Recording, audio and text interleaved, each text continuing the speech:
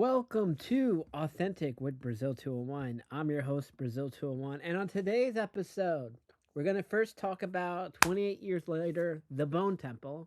And then we will go into Tell Me Lies Season 3, Episode 4. So pick and choose which one you want to listen to. You can either listen to the first half, which is the 28 years, or skip about 10 minutes or 11 minutes, whatever, probably exactly at the halfway point, and we'll be into the Tell Me Lies portion of the episode. So, we're here. I gotta say, first of all, Nia DaCosta did an amazing job directing this, and in retrospect, seeing how now she did not write the script. Alex Gardner has written the script for the previous movie, the one that was shot on iPhones, this movie, and the next movie, and apparently he picked and chose the directors for each of the movies, so they each have their unique flair. And I gotta say, Nia DaCosta was totally fucked over by Marvel. Listen, The Marvels was a bad movie. Even the original version with the AI that took over the planet or whatever the fuck was supposed to happen was a bad movie. And I don't think any director could have salvaged it. Brie Larson is obviously massively miscast for Captain Marvel. Shoehorning a character from a Disney Plus show didn't work. A lot of the issues were outside her control. And it's glad to see that she did great. And it was interesting because usually when a movie comes out in January, it's usually shit. But this movie is good. And I mean phenomenally good. Not even like for a zombie movie, but it's a great movie. And it immediately takes place after the previous 28 years later.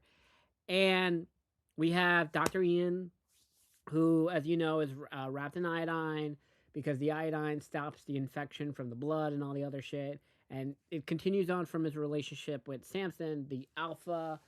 And what was great about this movie is that it's about treating the disease. Like Walking Dead always tried this, and maybe The Last of Us has kind of tried it as well.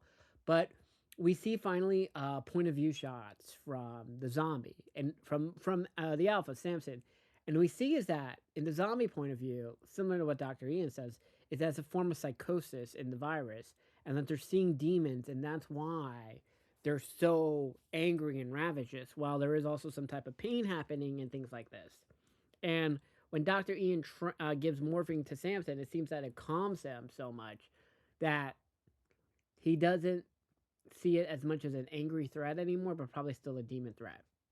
And they bond over weeks. Next, we're going back to the Teletubbies slash the Power Rangers with Jack O'Connell with the Jimmies. And we see that, what the fuck is it? Oh, God, the Sam, or not Seth, has been initiated into joining the Jimmies because of uh, he won the knife fight, and yeah, he wins the knife fight by stabbing the dude in the artery, and by doing that, he gets to join the Jimmies, but he seems to be uncomfortable with the mass murder, and and Jim and Maya, God, is so done with the Jimmies.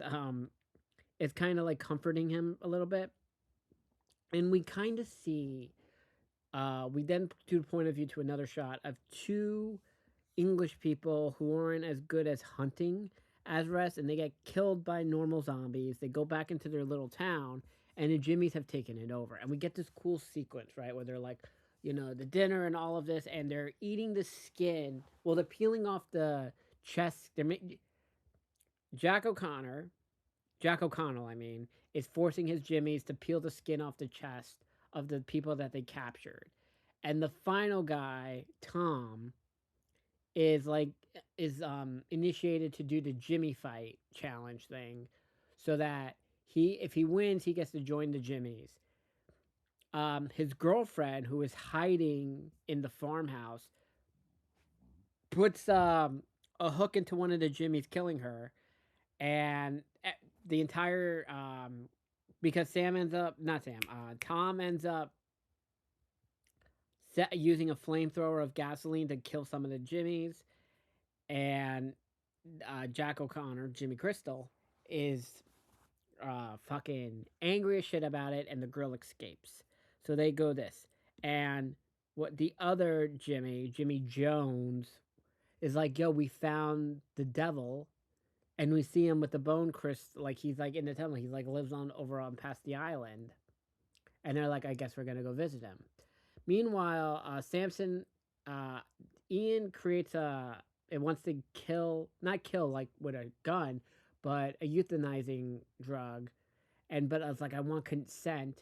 And Samson finally says moon, and he realizes, oh, there's some type of humanity locked behind. So Ian's like, there's only about 2 weeks left of morphing there, but I'm gonna try to figure out what I can do. Like, I'm gonna try to figure out all the symptoms, and if I can cure each symptom, it should bring you back. And he uses, so that happens, and he begins describing this. Jimmy Crystal sees Ian and the whole bone temple of it all, and they have this conversation. And it's interesting because Ian's like, do you remember what life was like in the before times? And he's like, no, I was 8. I was hiding in a church. My father led an army of the Horde into the church, killing everybody, killing my family. And Ian's like, look, this is what happened. I used to have a computer. I used to go to a grocery store. I used to watch the news. But it's been so far away, I don't remember any of that. And they have the thing, and he's like, listen, Jimmy's like, listen, I need you to put a show for me because they believe you're the devil, and they'll listen to you if you put on a show for me. So he puts on this crazy performance, and we get this amazing 4-minute music video sequence that shows how like talented Nia DaCosta is, and like probably could be a great music video director. And this whole sequence, and it's great with flames and all of it. And then he sees that Spike is one of the Jimmys and wants to free him, and Jimamiah kills Jimmy Crystal, and no, Spike kills Jimmy Crystal. Jimamiah kills one of the other Jimmys, and Jimmy kills Ian. While that's happening, before all that, Ian gave his magic cocktail to Samson, and Samson goes back to the train. He sits in the train, and it was the train where he was what's it called? Where he turned. And then the day the attack happened, and he snaps back out of it. He's like, I don't have a ticket. Speaking, but he still has all the strength and the height of being an alpha. And for whatever reason, now that he has his memories back or some type of humanity, the zombies don't recognize him as a zombie anymore. They begin to attack him, and he kills them all. So that happens. Ian gets stabbed. They crucified Jimmy Crystal, upside down cross and all of it. And Samson comes back. And the thing is that because Ian actually cured Samson, I don't know if Samson will remember, like, look through the base and everything to see the notes for the cure. But Ian smiles that Samson's cured. And it was a beautiful movie. And then we kind of do this coda 2-minute thing sequence where we see that Cillian Murphy's back, Jim, and Jimamiah and Spike are escaping a horde of zombies. And Jim is doing this whole lesson about why the Allies helped in World War II so that a World War III doesn't happen and things like this. And his daughter is like, I need your help. So what can we, like, do we help them? He's like, of course. And that's how it ends. Now, I think this was fucking fantastic. I can't wait till we get the next movie. Nia DaCosta is actually really talented to like, and we should now, well, with the exception of Chloe Zhao, because I think the Eternals, a lot of the problems with the Eternals is on her because that movie sucked. Nia DaCosta getting railroaded into trades and a bunch of other shit, is nonsense. This was a good movie, fantastic. Probably, it's going to make a lot of money until Wuthering Heights comes out, right? Everyone should enjoy it. Okay. We're going to go to Tell Me Lies Season 4. I mean, Season 3, Episode 4. Fix Me Up, Girl. I gotta say, I hate the Steven character so much.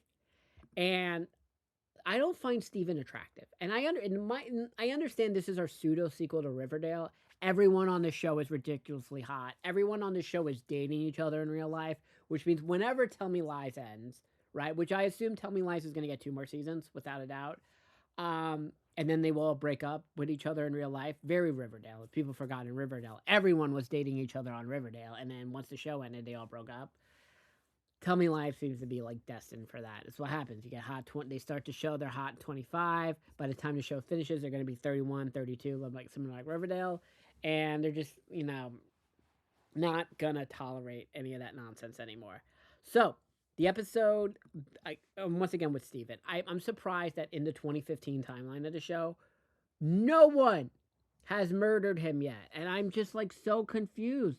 Why has no one killed Stefan? Like, he's the only character I think I've actively rooted for someone to murder. Similar to Finn on the 100. Like, I can't wait till like Stefan gets killed. And it annoys me that he's alive in the 2015 timeline, that no one has done it.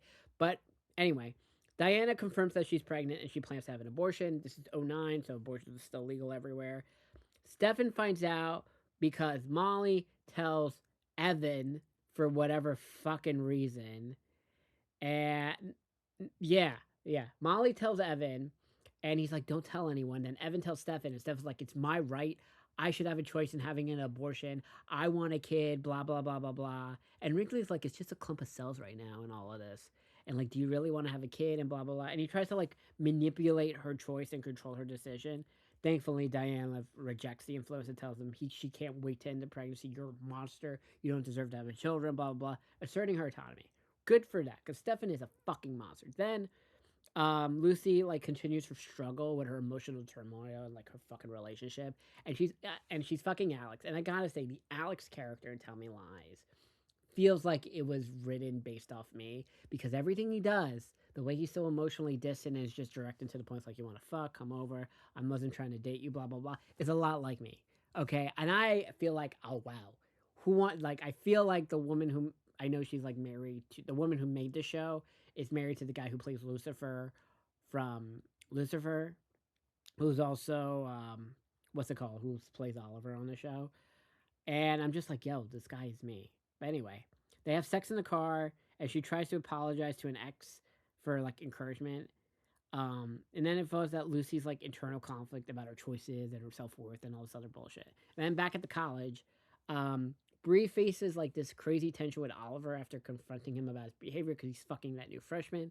Um, Wrigley helps her by supporting her emotionally with her photography portfolio that hints to this deeper feelings between them. And then in the flash forward in the 2015 timeline, at Bree and Evan's wedding reception, Stefan notices an unusual, like, tense, weird tension between Bree and Wrigley on the dance floor. He checks Wrigley's phone. Once again, how do you not have a lock phone? This is, remember, pre-FaceTime, even within that, FaceTime, fingerprint, all of it. He just has the phone unlocked, right? And he checks Wrigley's phone and discovers, like, a trail of FaceTime calls between Wrigley and Bree, revealing Wrigley was the mysterious, like, caller that contacted Bree before the wedding, and this confirms like there's this crazy significant unresolved connection between them that probably reshaped the relationship and the wedding. Anyway, Steven's still like a manipulative bastard who needs to be murdered. And he also creates the "I was raped by Chris" group on Facebook, which is so fucked. How Steven is not in jail for all of this, and remember the stupid tape he made Lucy do and all of this. Um, Diana being the only, I like that everyone like tells Lucy you're bad at judgment and no one should ever Lucy for everything. And again, and what is the other situation that happens? And I'm trying to remember because I did not do notes. Oh, Pippa and Diana hook up and have sex again, so that's fun. Look at Diana having hot lesbian sex. This is my heated rivalry. And that's basically everything that happened in Tell Me Lies. I want Stephen dead.